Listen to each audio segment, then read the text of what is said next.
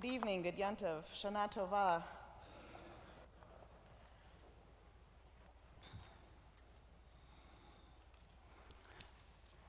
Not too long ago, the powers that be, whoever they are, ruled that literally can mean both literally and figuratively.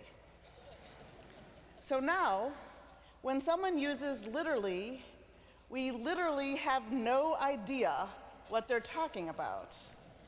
Language is tricky like that.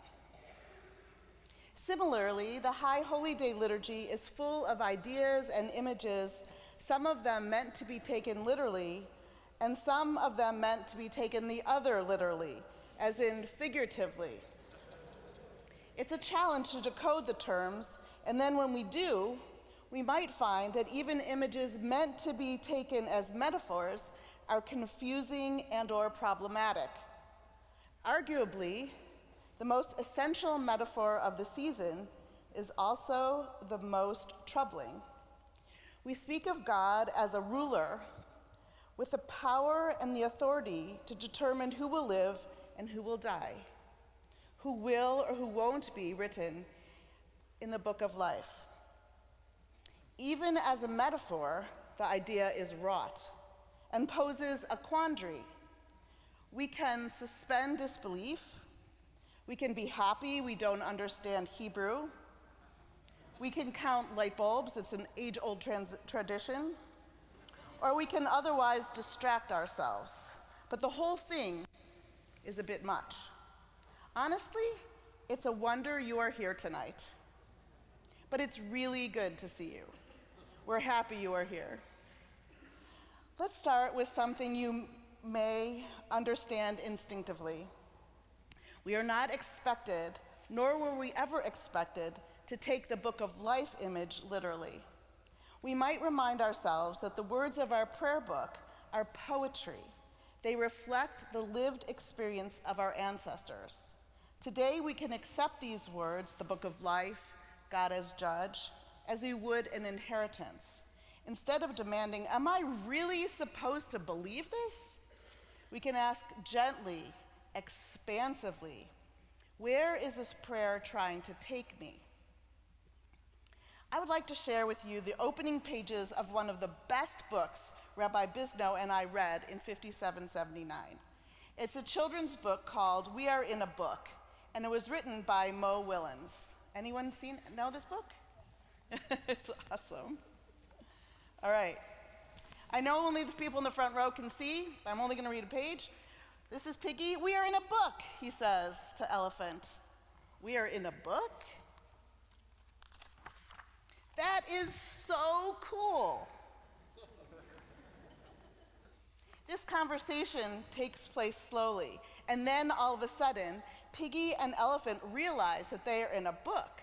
Someone is reading their words and watching them. They become absolutely gleeful and giddy with power. They soon figure out that they can get the reader to say anything they want us to say, and they love the attention. They have a great. Contrast Elephant and Piggy's elation with being in a book with our feelings at this time of year. We are pleased, of course, to connect with friends we have not seen in a while, generally happy to gather with family, and reasonably agreeable about coming to services to mark the new year. Yet once here, amidst all of the magnificent music and the spiritual buzz in the air, we anticipate, most of us with trepidation, that prayer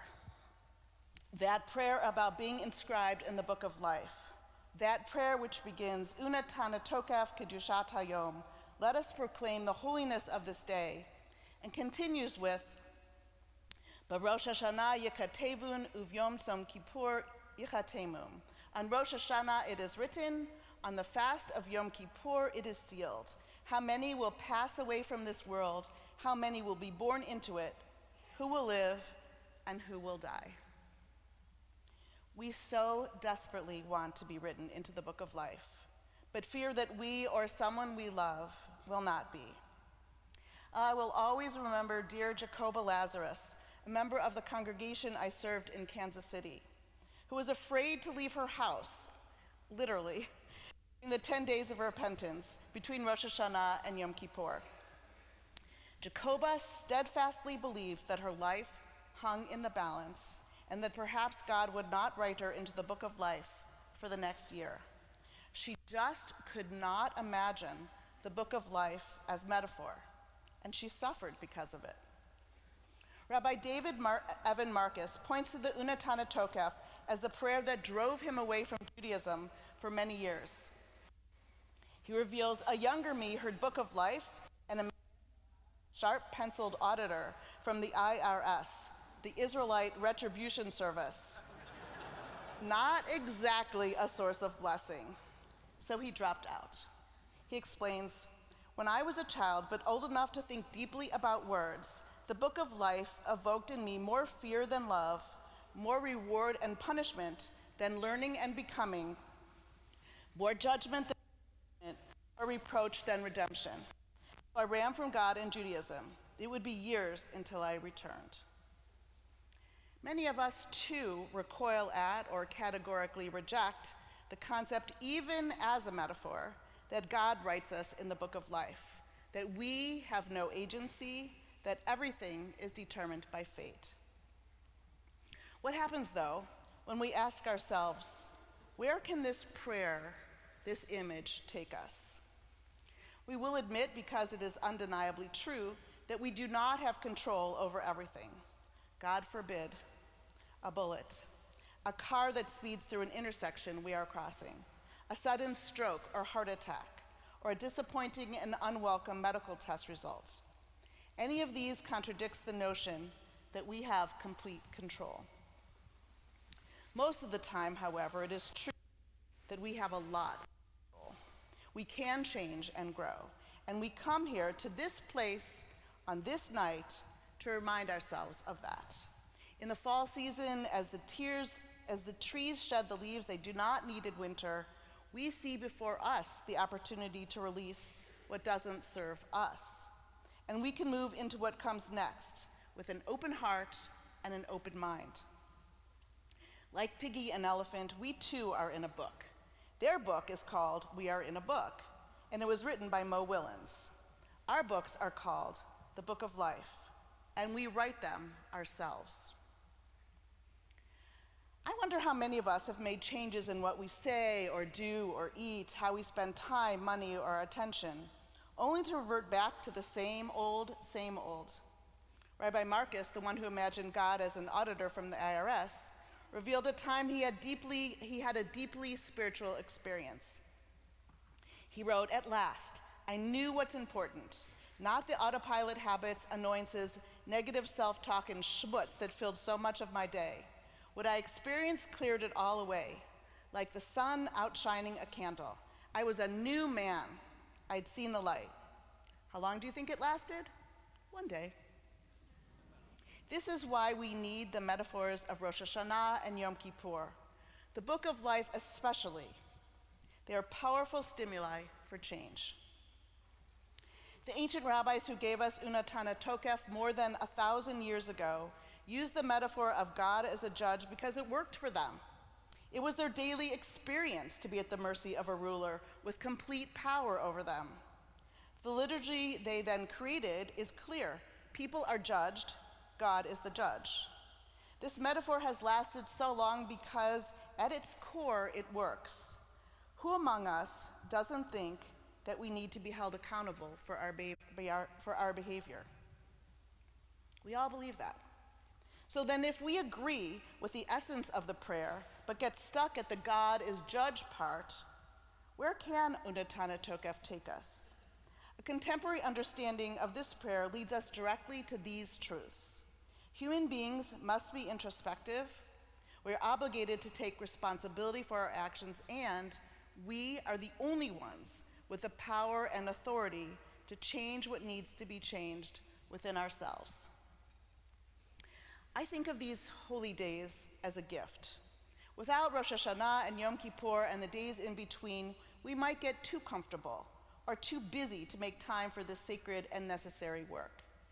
As we turn to a fresh, clean page in our books of life, We get to reflect on how we have been doing and to set new intentions, or to reset those which maybe didn't hold last time. It's a new page. Write on it what you will.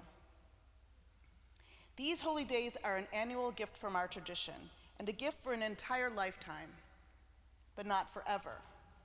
At some point in Elephant and Piggies, we are in a book. Piggy peeks and learns when their book will end.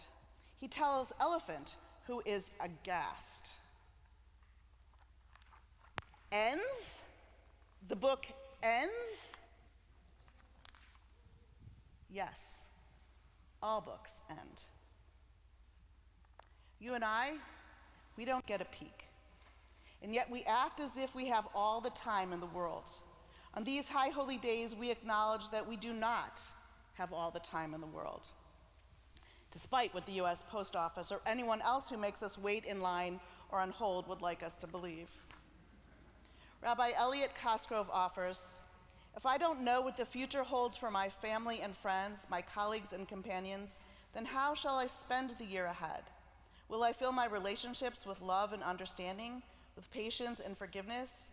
Having been granted the divine gift of free choice, will I deploy that gift towards performing acts of kindness and compassion?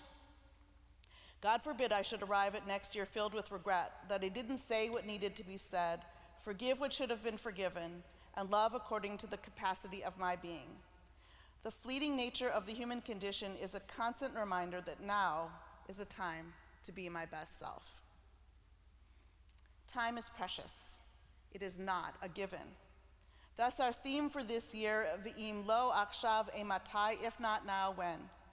The time has come for reflection, for self-judgment. The time has come for change. Our heads may rationalize, but our hearts know the truth. We could have done better. We want to do better. Our families, our communities, and our world needs us to do better. May we make the most of the opportunities provided by these 10 days to hold ourselves accountable and to write the best books of life we can possibly write, literally. Shana Tova Umetuka, may it be a sweet and healthy, good and happy new year for each of us.